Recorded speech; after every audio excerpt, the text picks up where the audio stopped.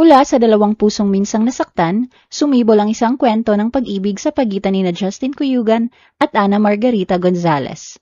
Kapwa matagumpay at business-minded, ngunit nauwi sa mas matamis na forever. Tuklasin ang kanilang love story, thriving business, blended family, at wedding na puno ng emosyon at pag-asa.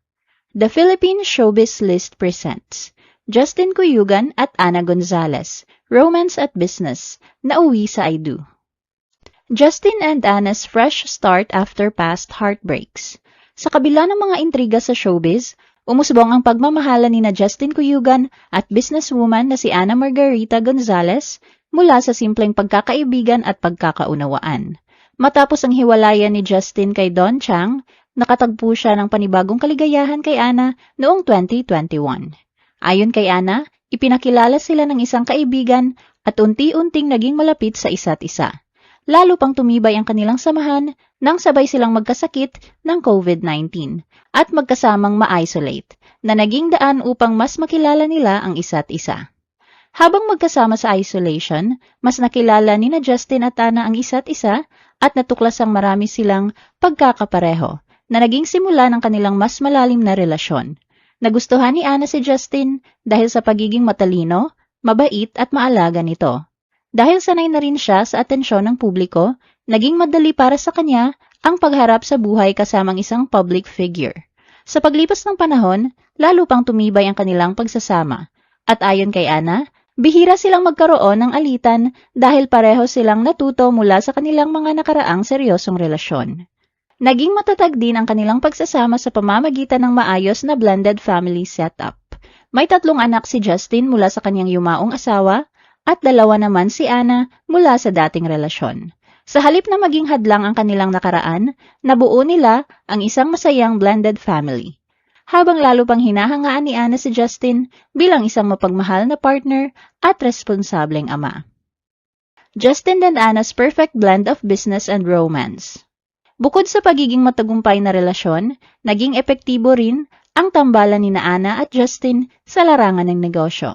Si Ana ay isang matagumpay na negosyante at nagsisilbing operations manager o CEO ng kanilang bakery cafe chain na Edna's Cake Land. Isang negosyong sinimula ng kanyang mga magulang. Samantala, hindi lamang sa pag-arte nakatuon si Justin dahil ginagamit din niya ang kanyang kaalaman sa construction industry upang makatulong sa pagpapalawak ng negosyo ng pamilya ni Ana. Aktibo siyang tumutulong sa pangangasiwa ng pagtatayo at pagpapalawak ng mga bagong sangay ng Edna's Cake Land, kabilang ang malaking branch nito sa SM Clark sa Pampanga. Dahil dito, naging malinaw na hindi lamang sa pag-ibig nagtagumpay ang kanilang relasyon, kundi maging sa kanilang professional na pagtutulungan. Sa ilang interviews, ibinahagi ni Justin na handa na siyang pakasalan si Ana sa tamang panahon at nakikita niya ito bilang babaeng nais niyang makasama habang buhay. Justin and Ana finally tied the knot. Matapos ang ilang taong matatag na relasyon, tuluyan nang naging mag-asawa sina Justin at Ana matapos nilang ipagdiwang ang kanilang kasal noong June 6, 2026 sa Hilltop Mimosa sa Clark, Pampanga. Sa kanyang Instagram post, emosyonal na ibinahagi ni Justin ang naging journey ng kanilang relasyon, mula sa pagiging magkaibigan hanggang sa tuluyang pag-usbong ng pagmamahalan na humantong sa pag-iisang dibdib. Samantala, hindi rin maitago ni Ana ang labis na kasiyahan matapos ang kanilang kasal at inamin nitong tila hindi pa rin siya makapaniwala sa espesyal na sandaling kanilang naranasan bilang bagong mag-asawa. Sa halip na magkaroon ng mahabang pampublikong engagement, mas pinili ni Justin at Ana ang tahimik ngunit makahulugang paglipat sa panibagong yugto ng kanilang buhay. Kinumpirma rin ng ilang wedding event posts ang ginanap nilang kasalan na dinaluhan ng pamilya, malalapit na kaibigan at mga mahal sa buhay.